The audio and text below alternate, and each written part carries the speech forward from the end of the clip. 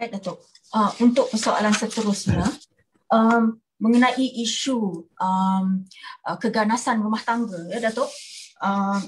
Lately, even sebelum ni pun kita selalu terdengar ya pasal keganasan rumah tangga.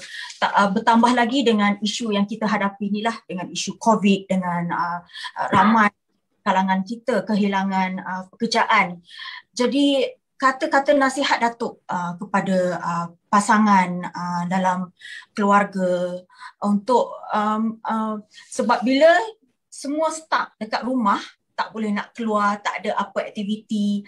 Jadi mungkin masing-masing mencari punca yang benda yang simple pun boleh jadi perbelahan yang besar sampai kepada pukul memukul.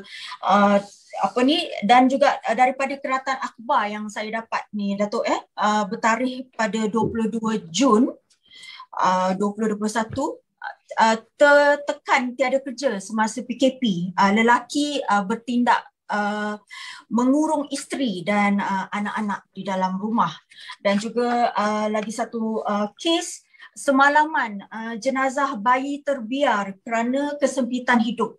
Jadi benda-benda ni Datuk amat memilukan hati kita Datuk bila kita tengok benda-benda macam ni, especially baby yang tak diuruskan dan begitu sampai hati sekali parents tinggalkan baby kecil tu di dalam rumah sampailah dia menemui ajal dia. Jadi pandangan Datuk, nasihat kepada pasangan-pasangan dalam masyarakat kita ni Datuk. Silakan Datuk. Terima kasih. Dia sebenarnya cerita abai baby, cerita buat tak betul dekat anak. Sebenarnya bukan musim PKP lah.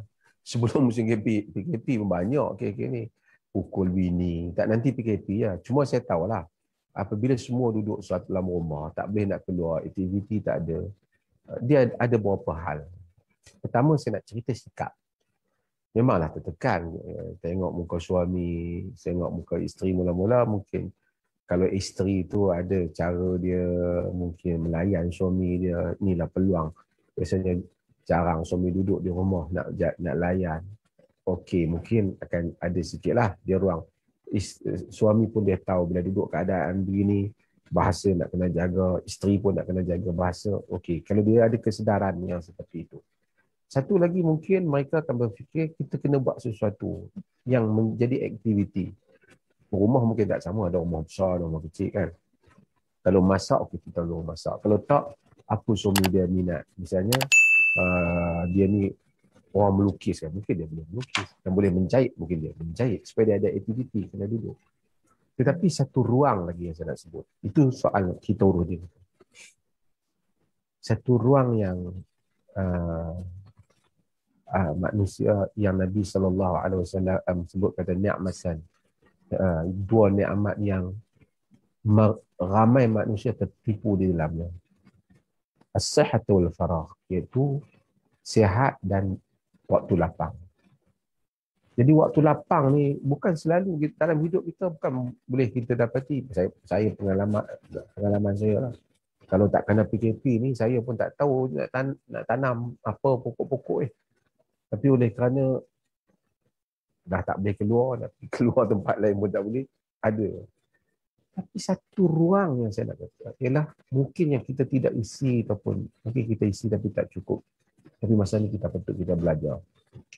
Allah bagi peluang pada manusia zaman ni, dia boleh belajar agama banyak. Dia tengok handphone dia ada macam-macam dia tengok. Kadang-kadang dia tak tengok manfaat pun, sebahagian pun. Ramai buat kita macam tu kan. Tapi kalau dia nak tengok ceramah, banyak boleh. Nak baca buku, tak nanti beli. Dalam Facebook pun, dalam internet, banyak macam-macam bahan boleh baca. Artinya kalau 2 bulan dia study satu subjek tu, dia boleh jadi pandai. Tapi kita tak buat benda tu. Tapi satu bahagian lagi apa? Ibadat. Kita kadang-kadang dah siang dah tidur banyak kan. Patutnya malam bangun, mungkin 4 dah bangun, dapat solat, dapat zikir. Kadang-kadang nak dapat hari-hari nak istighfar umpamanya 1000 kali, 2000 kali. Wa bil ashari hum yastaghfirun. Pada waktu sahur mereka istighfar. Hari kerja letih, kalau nak pergi kerja lagi pagi-pagi nak sebahagian orang. Ini boleh bangun pagi tak pergi kerja, artinya boleh solat daripada pukul 4, pukul 3, istighfar tak sejam.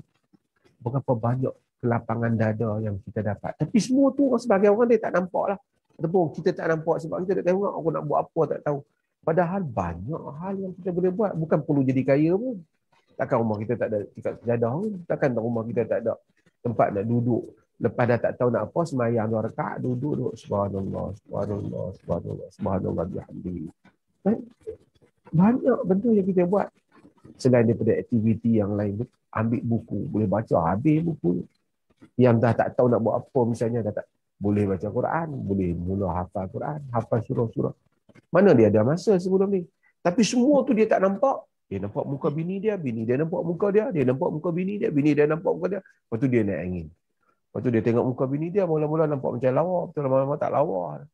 Jadi macam-macam lah kan. Jadi ini semua saya rasa bukan soal PKP dah. Apa kata PKP ni kurniaan Allah juga, nikmat. Tapi how we manage ourselves. Macam mana kita uruskan diri kita.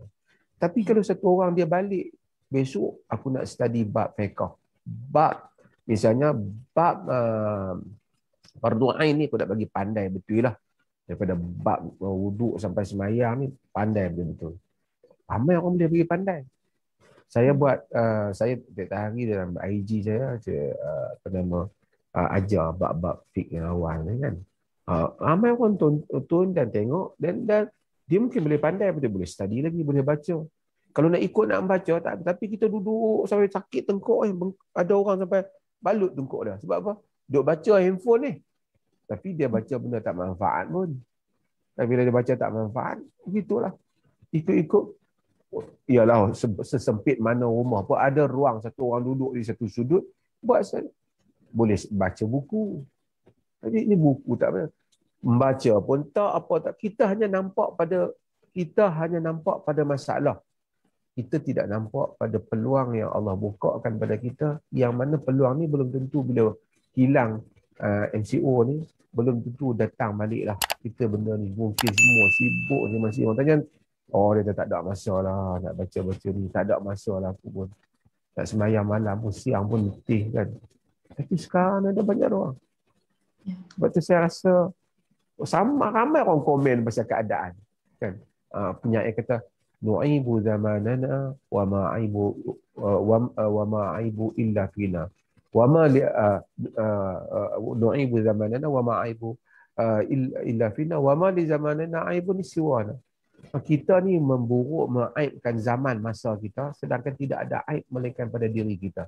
Tidak adalah keaiban pada zaman kita ini, melainkan kita tu sendiri yang aib. Maksudnya kecacatan itu hanya diri kita lah. So kita soal kenapa masa aku nak pergi mana tak boleh ni. Padahal ya Allah, orang yang duduk dalam penjara tu sampai boleh tulis tafsir duduk dalam penjara. Pasal para ulama ramai yang tulis tafsir dalam penjara. Pasal dia tahu boleh duduk penjara tak ada buat apa, bini tak ada apa, tak ada lagi kita tekan. Tapi dia ambil tulis tafsir. Ramai orang hafal Quran kalau duduk dalam penjara. Patutnya ramai juga orang membaca banyak buku yang dihabiskan kerana PKP. Tapi tak, kita tak buat. Ya.